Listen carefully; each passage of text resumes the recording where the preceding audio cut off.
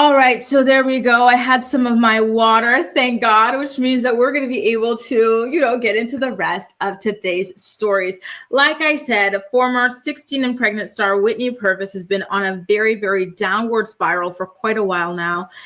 Shortly after the passing of her son, Weston Jr., she was arrested and charged with manslaughter for the tragic passing of her friend. And so she was eventually let out on bail. And guess what? A couple of days later, July 23rd, to be exact, she was charged with misdemeanor distracted driving in Floyd County, Georgia. So what exactly she's doing, I do not know, to be quite honest with you guys. I'm really worried for her because I do not think that her lifestyle is at all sustainable. It kind of seems like this is somebody who doesn't really plan or hope to turn their life around and live a more productive lifestyle.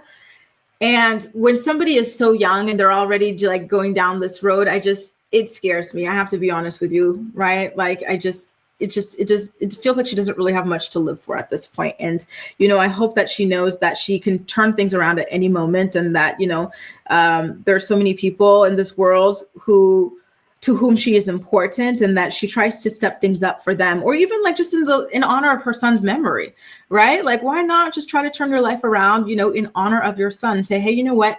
Maybe I wasn't able to get clean. Maybe I wasn't able to do X, Y, Z while my son was alive, but boom, his passing has really kind of shocked my system, which I'm sure it has for her.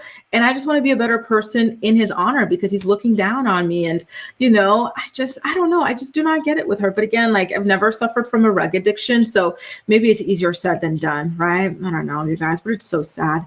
Anyway, when it comes to the manslaughter charges, Whitney served 2 weeks in the Floyd County Correctional Institution. In fact, I actually think she was quite lucky that they were able to bond her on only $15,000, right? There were rugs involved in the passing. And so they said that she can no longer use rugs, cannot have contact with the victim's family as well. But, I don't know that she could pass a rug test or anything like that, you guys, right? Anyway, her friend's name was John Mark Harris. And this is something that we discussed in a prior episode of the Morning Report around when it happened. We took a look at his obituary, and Whitney had left some comments in there that made it seem like their relationship was a little bit more than just platonic. So, I kind of oscillate between thinking that he was a boyfriend, maybe a friend with benefit or something like that. I don't know who he was to her, but it was obvious that he was a very important person to her in her life. And so all of this is just so freaking sad to lose two people that you love so much, and obviously, listen, she was kind of a deadbeat to her son, right? We're not going to lie to ourselves.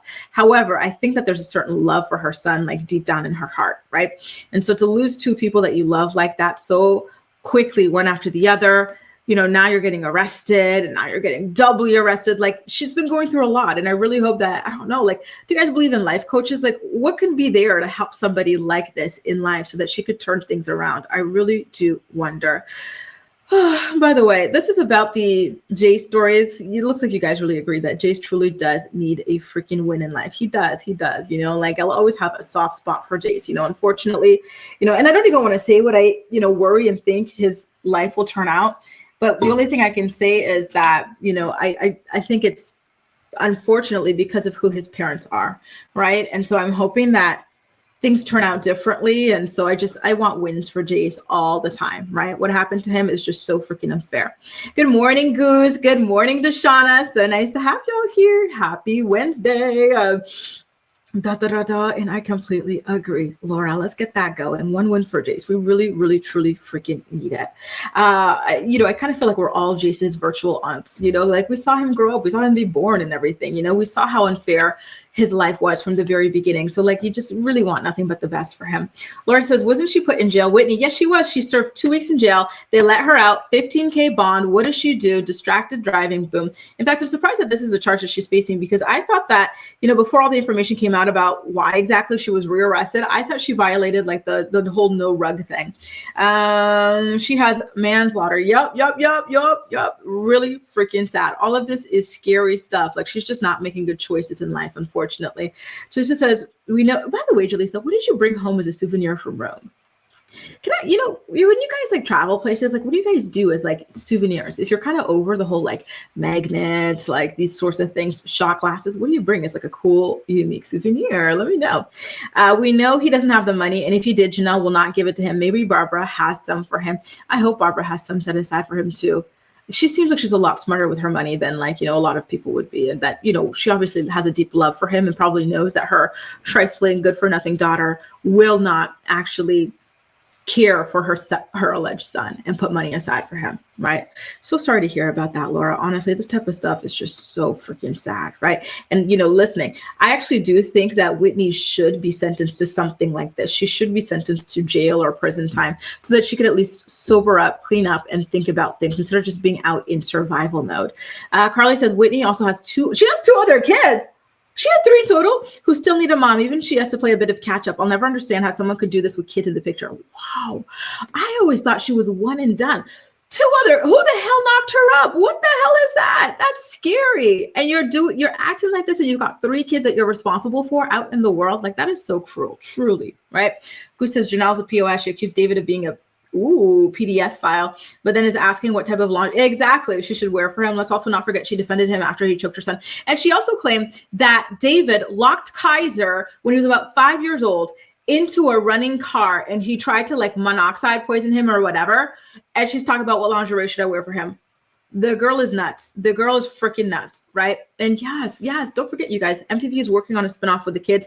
We don't know yet if it's going to like get the green light or anything like that, but the contracts have gone out. The only child that we know confirmed to have been tapped to or to have received a contract for this spinoff is Isaac, who now goes by Elliot, by the way, aka Kale's son. Who says, I think Janelle got pissed. Oh, just you know what? Because I think you're the playback posse among Janelle. Shelby says, I wonder if him and Leah are in contact. Leah could be a great support for him and her not to feel alone in this shitty mom community. Oh, you mean Leah, Gary's daughter? Oh, that would be nice. Listen, I really do hope that there's like a Teen Mom Kids group chat or something because they've gone through something that nobody else on the planet can understand. Being born on TV, having your entire childhood on TV, everything, right? Good morning, Nadia. How are you? Nice to see you. I love that picture of True, by the way. That is True Thompson, right? Super cute. So with Jace, we were talking about how David Eason's trial date has been set. So he has to go back to court in October, right, for the trial to start. We don't know yet how long the trial is going to be, but it's finally moving along 2 years later. Akahara, you collect snow globes as souvenirs. I couldn't even tell you the last time I saw a snow globe. Is that a common thing that you see? That's so cool. Nikki says, that's crazy. I thought procreating with Amber was crazy. Well, then again, this is just as crazy. Exactly. Like, I feel like some people, like, they don't care. Like, and that is so crazy to me. I would feel guilty every single day for my entire life if I, like, had kids with, like, a crackhead, or, like, just a really bad situation like that. It's one thing if somebody, like, transforms, because, like, people are not always what they present at first. So sometimes you think somebody's reasonable, then after they'll change.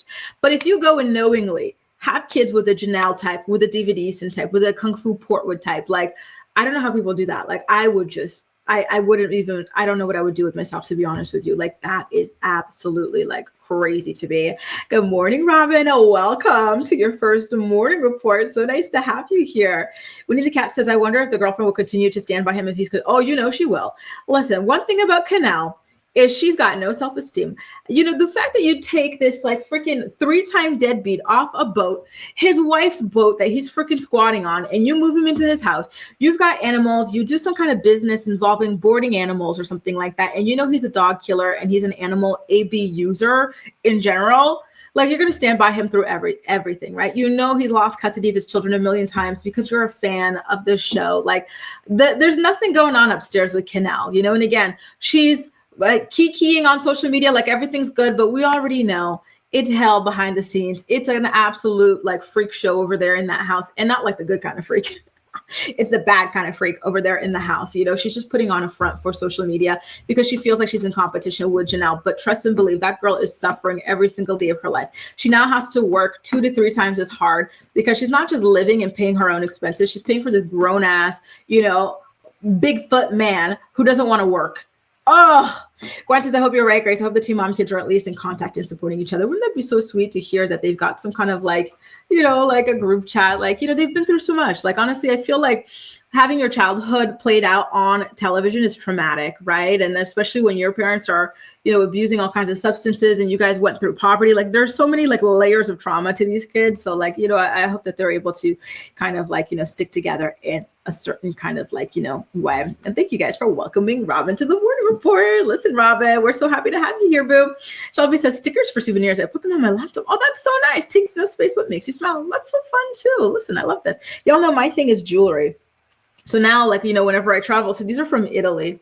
Did I ever tell you this story? I think I told my channel members this story. It's a little bit scandalous. So let me shut up. Listen, 1 minute you're dancing by the Seine River at this like beautiful bar. The next you're meeting this lovely Italian who's sending you to Milan, dripping you in jewelry. Let me stop. So these were my souvenirs from Italy. Some tennis bracelets, some beautiful Swarovski. Let me stop.